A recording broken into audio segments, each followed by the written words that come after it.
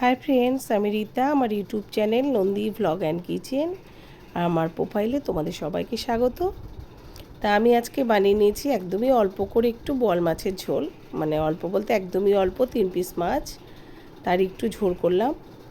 তা সেই ঝোলটা আমি কিভাবে করলাম সেটা একটু দেখাবো। এর আগে আমি বোয়াল মাছের রেসিপি দেখিয়েছি, তবে সেগুলো সর্ষে বাটা দিয়েই বোধহয় 2-3 দিন দেখিয়েছি। তা আজকে আমি কিন্তু সর্ষে বাটা দিয়ে নয়, এমনি সাধারণ ঝোল করব, হালকা পাতলা করেই। তার জন্য প্রথমে কড়াইয়ে তেল দিয়ে দিলাম। আগে প্রথমে আমি মাছটাকে ভেজে তুলে নিয়েছি, তারপর কড়াইয়ে তেল দিয়ে দিলাম, তেল দিয়ে জিরে ফোড়ন দিলাম, তারপরে আলুগুলো দিয়ে দিলাম। এবার আলুগুলোকে একটু ভালোভাবে আমি ভেজে নেব।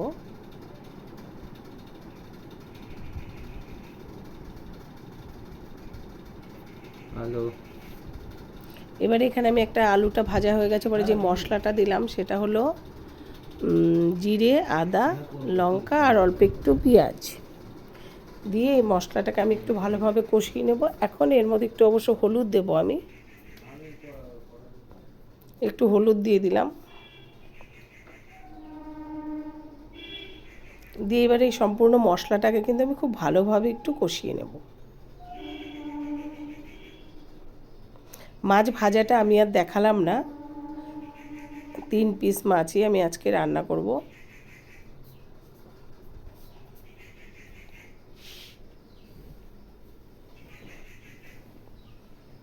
তো এই যে মশলাটা কিন্তু খুব সুন্দরভাবে কষানো হয়ে গেছে। এখন এর মধ্যে আমি জল দিয়ে দিলাম।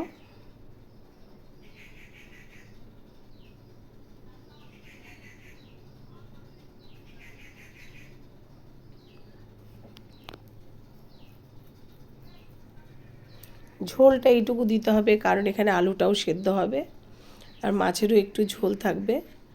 আমি এখানে দিয়ে দিলাম স্বাদ মতো লবণ। এবারে এই ঝোলটাকে আমি একটু খুব ভালোভাবে ফুটিয়ে নেব। তো এই যে ঝোলটা কিন্তু খুব ভালোভাবেই ফুটে গেছে। ঝোলটা ভালোভাবে না ফুটলে মাছের ঝোল কিন্তু পাঁচে হয়, সেই কারণে ঝোল খুব ভালোভাবে ফুটিয়ে নিতে হয়। তো এখন আমি এই যে ঝোলটা কিছুক্ষণ ফোটার পরে কিন্তু আলুটাও মোটামুটি প্রায় সেদ্ধ হয়ে এসছে। এবার আমি এর মধ্যে মাছটা দিয়ে দিলাম। মাছটা দিয়ে আবারও কিন্তু আমি ঝোলটাকে একটু ভালোভাবে ফুটিয়ে নেব।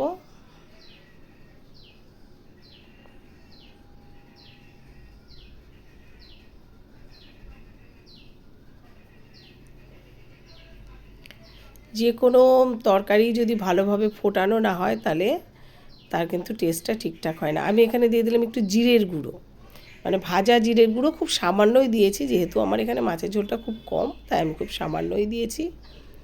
তা তো মোটামুটি মাছের ঝোল রেডি।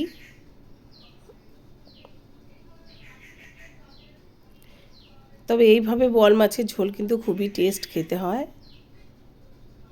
সব সময় তো আর সর্ষে বাটা দিয়ে ভালো লাগে না।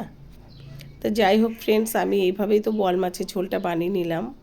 তা তোমাদের কেমন লাগলো অবশ্যই তোমরা ভিডিওটা দেখে লাইক কমেন্ট করবে আর তোমাদের কাছের মানুষদের কাছে শেয়ার করবে।